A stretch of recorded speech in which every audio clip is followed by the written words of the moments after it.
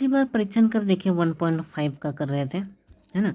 और पिछली बार हमने पार्ट 5 तक किया था, और तो इस हिसाब से ये पार्ट 6 होगा, है ना। 1.5 का ये पार्ट 6 होगा। तो पिछली बार इस पार्ट में हमने ये 8 नंबर के क्वेश्चन स्टार्ट किए थे। यहाँ पे हमने इसका 2 मूल निकाला था अल्फ़ा और बीटा के रूप में, और उसमें से 1 नंबर हमने समाधान किया था। बाकी हमने नहीं किया था, ये सोच के कि आप इसको कर सकते हैं। किया होगा तो ठीक है, नहीं किया होगा तो मैं इसमें से करके दिखाऊंगा, ठीक है। 1 2 या तीनों को ही करके दिखाऊंगा। वैसे मैं इसमें ज़्यादा समझाऊंगा नहीं, क्योंकि मैंने पिछली बार समझा दिया था क्या करना था, ठीक है। तो जो भी है, मेरा पिछला वाला वीडियो अगर आपने देखा होगा तो समझ में आएगा। अगर आपने नहीं देखा है तो डिस्क्रिप्शन में उसका लिंक ज़रूर होगा, आप जाकर देख सकते हैं, ठीक है। नहीं होगा तो आपको थोड़ा सा लिस्ट में जाकर आपको देखना पड़ेगा, प्ले लिस्ट में जाकर, ठीक है। तो यहाँ पे पिछली बार अल्फ़ा का मान निकला था -3, सॉरी, अल्फ़ा का मान निकला था -5 और बीटा का निकला था 3, है ना। इसी अल्फ़ा और बीटा के मान को हमें लगाना होता है, ठीक है। तो 1 नंबर तो हमने पिछली बार किया था, 2 नंबर यहाँ पर है, तो 2 नंबर सीधे बना के देखते हैं, ठीक है। 2 नंबर में है अल्फ़ा क्यूब और बीटा क्यूब, ठीक है। तो उसी को हमें लिखना है, हमें अल्फ़ा क्यूब प्लस, है ना, हाँ, प्लस बीटा क्यूब है, ठीक है, बीटा क्यूब है। ओके, तो अल्फ़ा का मान जैसा कि -5 है, तो अल्फ़ा की जगह पर हम -5 लगा सकते हैं, -5, लेकिन क्यूब है तो हमें क्यूब लगाना पड़ेगा। प्लस बीटा क्यूब है तो बीटा का मान 3 है, तो यहाँ पे हमें 3 का क्यूब लगाना पड़ेगा, ठीक है। यहाँ पे माइनस का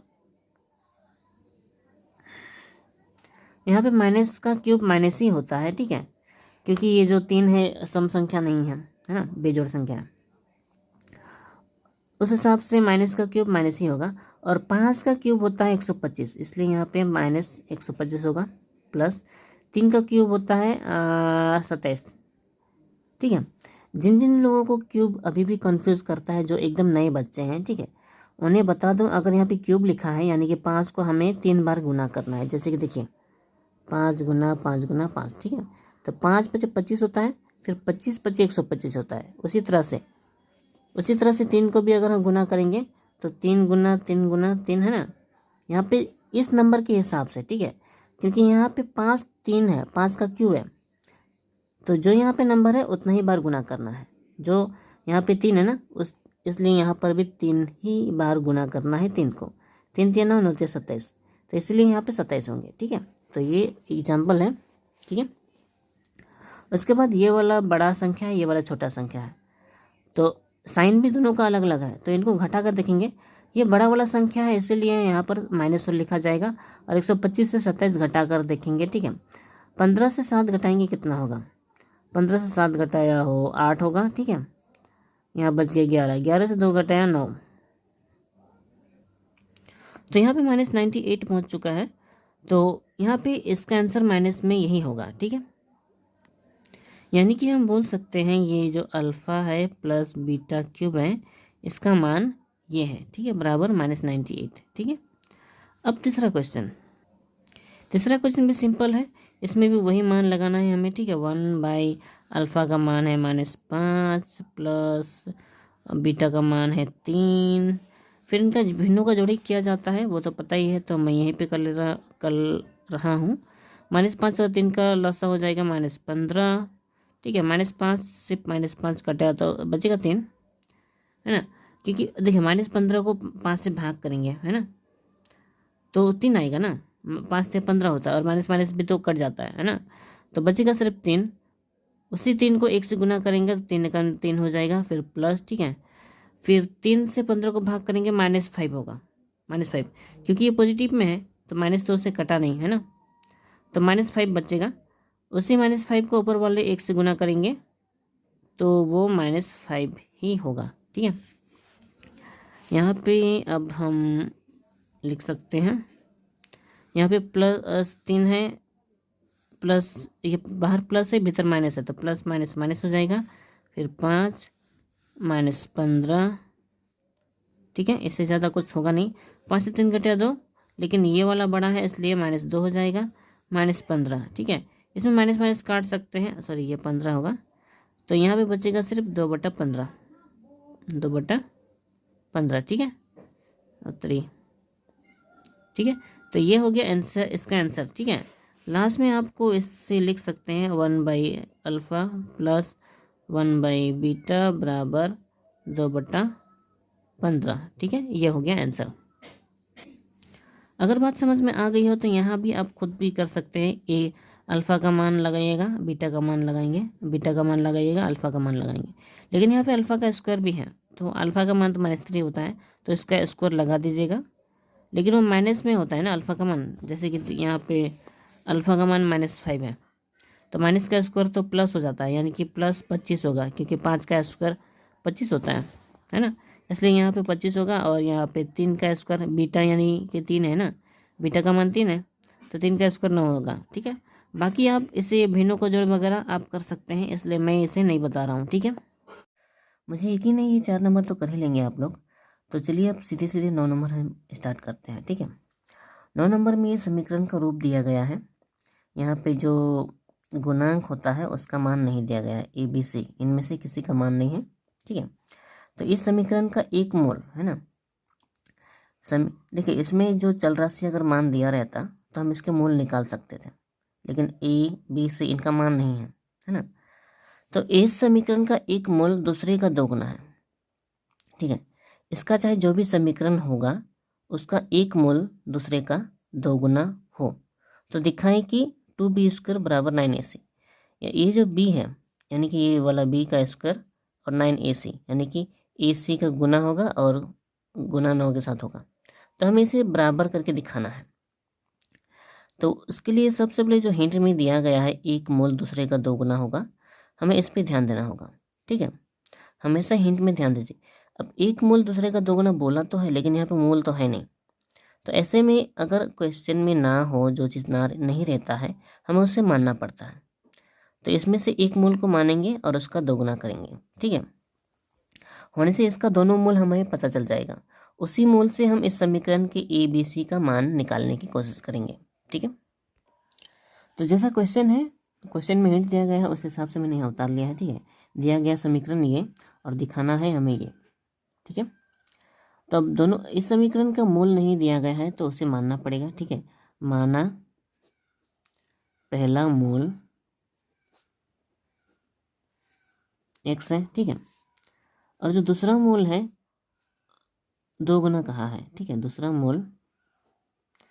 दूसरे मूल को पहले मूल का दोगुना कहा है, यानी कि दूसरा मूल इसका दोगुना यानी कि 2x होगा।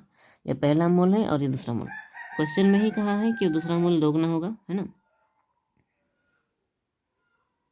एक मूल दूसरे का दोगुना बोला है, सॉरी क्वेश्चन में यहाँ हिंट में देखिए, ठीक है। यहाँ पे लिखा है एक मूल दूसरे का दोगुना होगा, ठीक है। एक मूल दूसरे का दोगुना होगा, तो हम किसी को भी मान सकते हैं, चलेगा, ठीक है। दूसरे का दोगुना बोला है तो हमें दूसरा मूल मानना चाहिए था यहाँ पे। तो चलिए इसको हम दूसरा मूल माना, दूसरा मूल, हालांकि हम पहला मूल लिखेंगे तो भी गलती नहीं होगी, ठीक है। इसलिए पहला मूल, ठीक है, पहला मूल दूसरे का दोगुना, ठीक है। तो ये लाइन के हिसाब से सही है, लेकिन आप ऐसा ना करें तो भी वो सही आंसर होगा, ठीक है। तो दोनों मूल मिल गए, हमें मिल गए, ठीक है। अब इन दोनों मूल से हम इन समीकरण से कैसे ये सारे निकालेंगे, ठीक है, ये तो नहीं पता। लेकिन जितने भी मूल होते हैं, है ना, उनका जोड़ और गुना कुछ टाइप का कुछ फॉर्मूले सिखाए थे मैंने, याद नहीं है तो एक बार देख लीजिएगा, ठीक है। पहले हम इसे देख लेते हैं।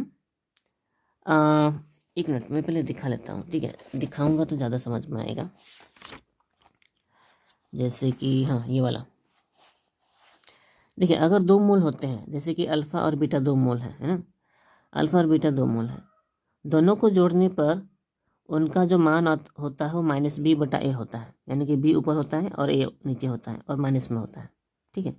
और उसी अल्फ़ा और बीटा दोनों मूल को अगर गुना किया जाता है तो c/a होता है, ठीक है।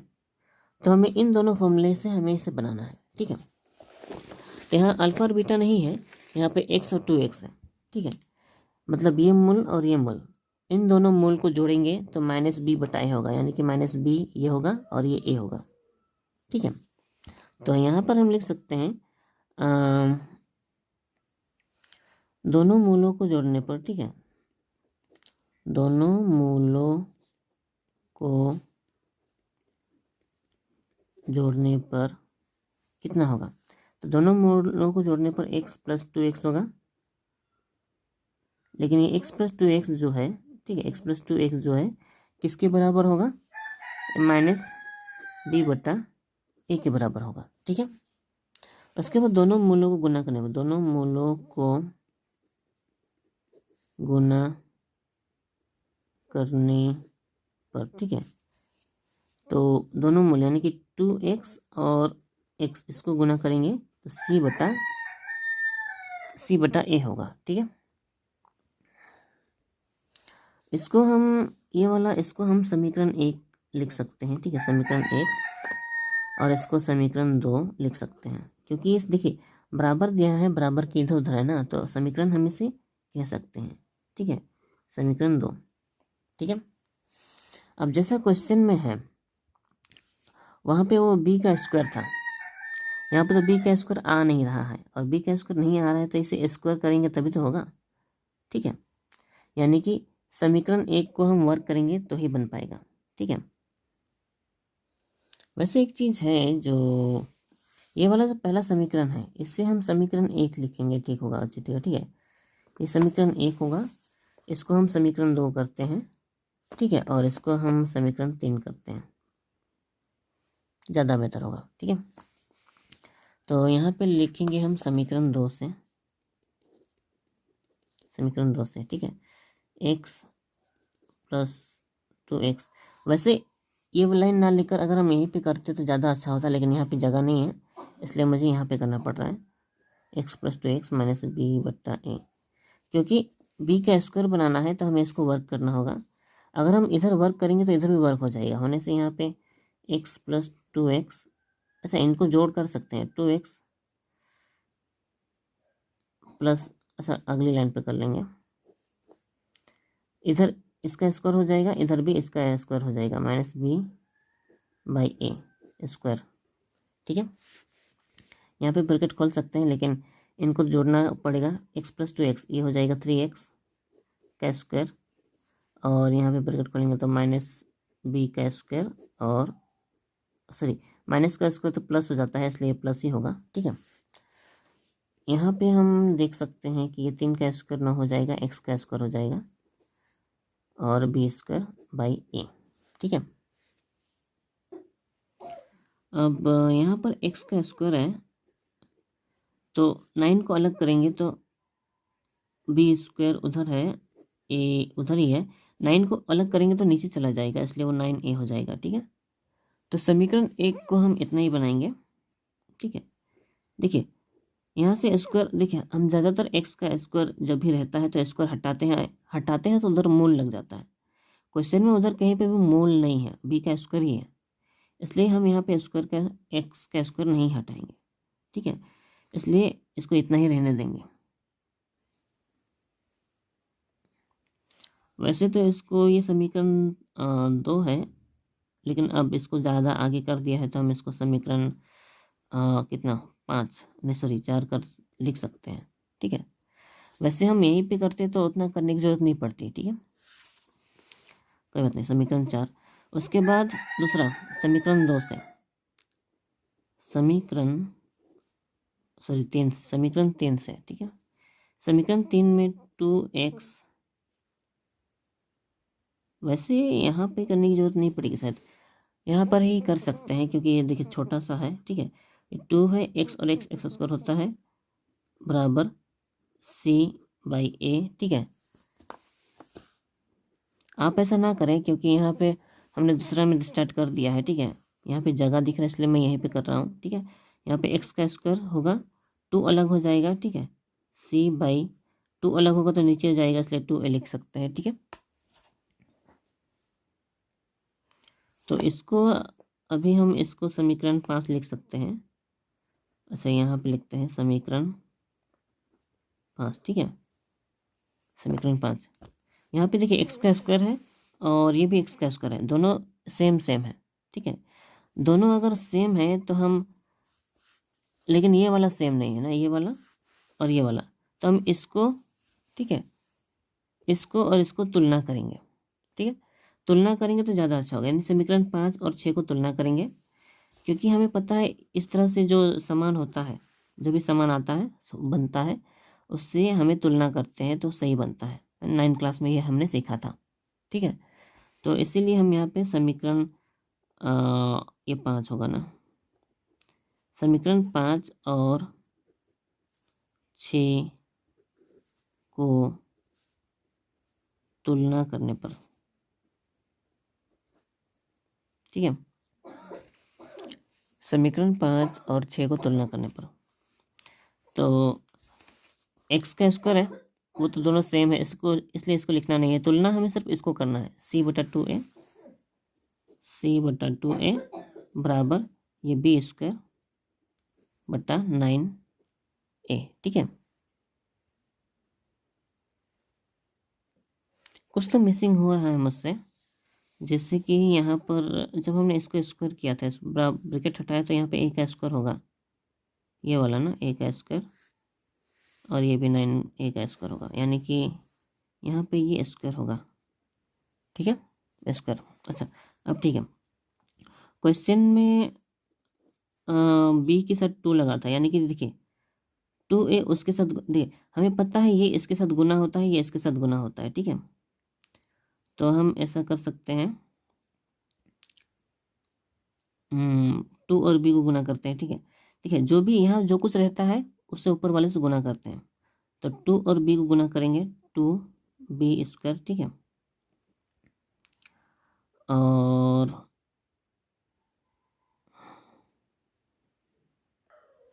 नहीं ये ज़्यादा शॉर्टकट हो जाएगा, तो ऐसा नहीं करते हैं, ठीक है। सबसे पहले इसको गुना करते हैं, ठीक है, 9 है a²c, क्योंकि ये इसके साथ गुना होकर उधर चला जाएगा, ये इसके साथ गुना होकर उधर चला जाएगा, तो 2 और ये गुना होगा ab², ठीक है, ओके। अब इसको हम क्वेश्चन के हिसाब से ये वाला पार्ट इधर है तो इसको इधर लाएंगे, 2ab², ठीक है, और ये 9a²c, ठीक है। क्योंकि हमने पूरा का पूरा पार्ट इधर उधर किया है इसलिए साइन चेंज नहीं होगा, ठीक है, दोनों को उधर किया है, इनमें से किसी एक पार्ट को अलग करते तो हम साइन चेंज करते हैं। क्वेश्चन में यहाँ पे 2b² है तो a को हटाना पड़ेगा, है ना, तो यहाँ पे 2b ही होगा, a को यहाँ से अलग होगा तो नीचे चला जाएगा, 9a²c, a नीचे आ जाएगा, ठीक है, a² और यहाँ पे सॉरी a² ये है और ये a है, तो ये और ये आपस में कटेंगे, तो इसको काटेंगे तो सिर्फ a बचेगा, ठीक है। ये देखिए हो ही गया है, तो यहाँ पर हम लिख सकते हैं 2b² है ना, हाँ b², तो यहाँ पे बचेगा 2b² बराबर 9ac बचा है, 9ac, ठीक है, 9ac, ठीक है। तो यहाँ जो कुछ भी क्वेश्चन में कहा है उसी हिसाब से बच गया है, तो ये एक तरह से प्रमाणित हो गया है, ठीक है, प्रमाणित।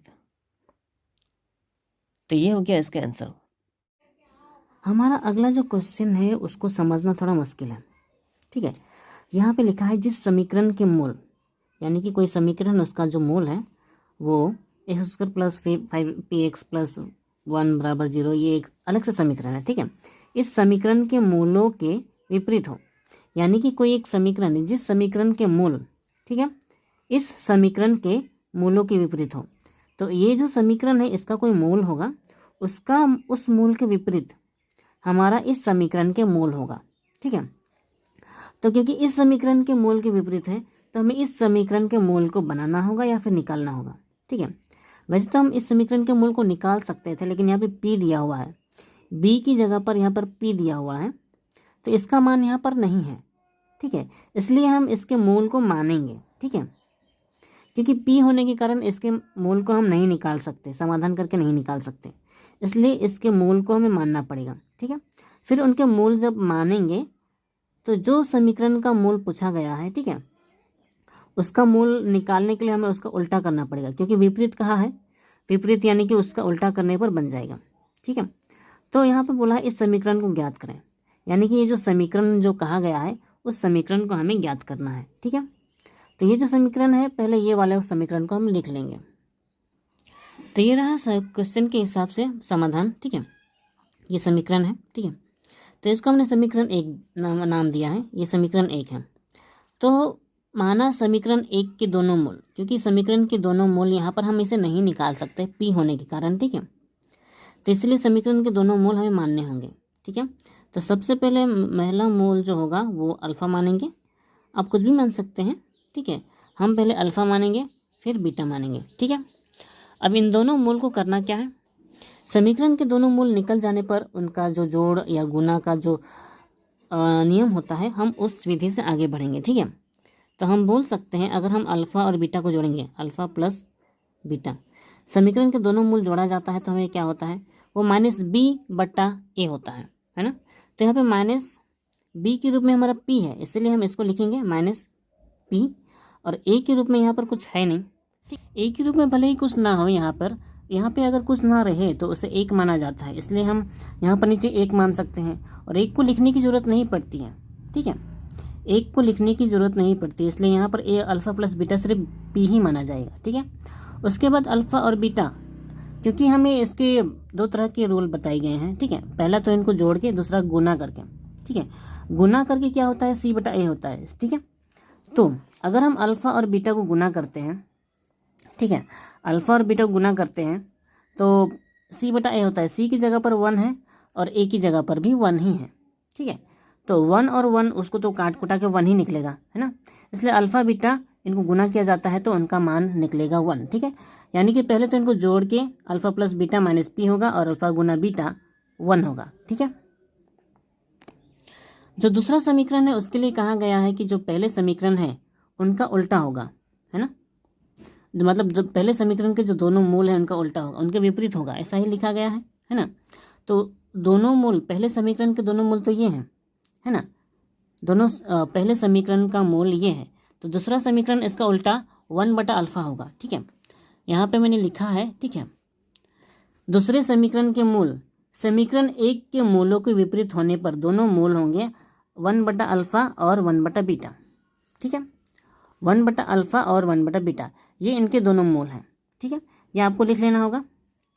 फिर जैसे हमने यहाँ पे दोनों को जोड़ा, दोनों मूलों को जोड़ा था और दोनों मूलों को गुना किया था, वैसे ही हमें इन दोनों मूल को भी, दूसरे समीकरण के मूल को भी जोड़कर देखेंगे। ठीक है, तो इसीलिए 1/α और 1/β इनको जोड़ेंगे तो अल्फ़ा बीटा गुना कर, ये तो लसा गुना में ही आ जाएगा। उसके बाद अल्फ़ा और अल्फ़ा कट जाने पर बीटा 1 से मल्टीप्लाई होकर बीटा आ जाएगा। उसी तरह से यहाँ भी अल्फ़ा कैसे आया है समझ में आया होगा, बीटा और बीटा कट जाने से अल्फ़ा जो बचेगा, यहाँ पे बीटा और बीटा ये वाला कट जाएगा, तो अल्फ़ा जो बचेगा उसे 1 से मल्टीप्लाई करके अल्फ़ा ही लिखेंगे, है ना। तो बीटा प्लस अल्फ़ा ये दोनों पॉजिटिव में है तो हम इन दोनों को उल्टा भी कर सकते हैं। ठीक है, अल्फ़ा को पहले लिख सकते हैं, बीटा को उधर कर सकते हैं, क्योंकि यहाँ पे अल्फ़ा प्लस बीटा ही है और इसका मान दिया गया है तो हम इसका मान लगा सकते हैं। ठीक है, तो अल्फ़ा प्लस बीटा, ठीक है, अल्फ़ा प्लस बीटा बराबर -p और अल्फ़ा गुना बीटा बराबर 1 बैठाने पर, क्योंकि अल्फ़ा बीटा इनका मान 1 ही आया है यहाँ पर, है ना, यहाँ पर 1 ही निकला है ना, इसलिए अल्फ़ा और बीटा गुना करने पर तो यहाँ पे 1 ही होगा, तो इसका मान बैठाएंगे किसमें, इसमें। ठीक है, तो अल्फ़ा प्लस बीटा, सबसे पहले अल्फ़ा प्लस बीटा इसका मान क्या होगा। ठीक है, तो हमने यहाँ पर लिखा है क्वेश्चन। ठीक है, अल्फ़ा प्लस बीटा इसका मान हमारा -p है। ठीक है, और अल्फ़ा गुना बीटा इसका मान तो 1 है, और नीचे 1 को लिखने की ज़रूरत नहीं पड़ती है, इसलिए नीचे 1 लिखने की ज़रूरत नहीं है, बस बराबर होगा -p। ठीक है, यानी कि हम बोल सकते हैं कि अल्फ़ा 1/α प्लस 1/β इसको जब जोड़ते हैं, ठीक है, तो -p निकलता है। ठीक है, क्योंकि इतना इसको जोड़ने के बाद ही तो ये आया था, और इसका मान लगाने, उसके अल्फ़ा प्लस बीटा और अल्फ़ा गुना बीटा इसका जो मान लगाया हमने, उसका मान लगाने के बाद -p आया है, यानी कि इन दोनों को जोड़ने पर, दोनों मूलों को जोड़ने पर -p आता है। जैसा हमने यहाँ पर जोड़ के देखा था। ठीक है, ये वाला, वैसा ही गुना करके भी तो निकाला जाता है ना, ये वाला अल्फ़ा और बीटा जैसे गुना करके 1 आया था, है ना। तो उसी तरह से दोनों मूल, अभी जो मूल चेंज हुए हैं उन दोनों मूल को गुना करके भी देखें। अभी तो हमने इसको जोड़ के देखा ना, जोड़ के इतना आता है, लेकिन गुना करके क्या आएगा, ठीक है। इसलिए 1/अल्फ़ा और 1/बीटा इसको गुना किया हमने, तो 1/अल्फ़ा गुना बीटा आया है, 1/अल्फ़ा बटा बीटा।